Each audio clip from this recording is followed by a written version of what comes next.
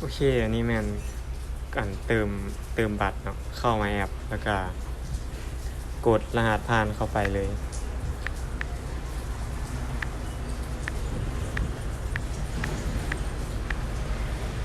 กดลามาเข้าตัวนี้เนาะบริการ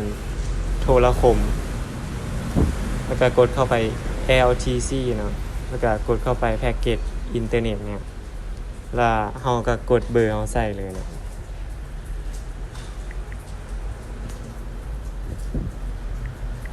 กดใส่เลยเบอร์เฮาไม่หยังเฮาก็กดใส่คันหลัก7แม่นไปเข้าตู้ที่พัดแต่ว่าคันหลัก5แม่นมาเข้า ETL ลาวโทรคมแล้วก็เลือกแพ็กเกจเนาะเฮาอยากเติม 10,000 บ่เฮาอยากเติมเท่าใดเฮาก็กดเข้าไปเลยอันนี้เฮาสิกดโต 10,000 เนาะเนี่ยมันจะมีให้แพ็กเกจให้เฮาเลือกอย่างนี้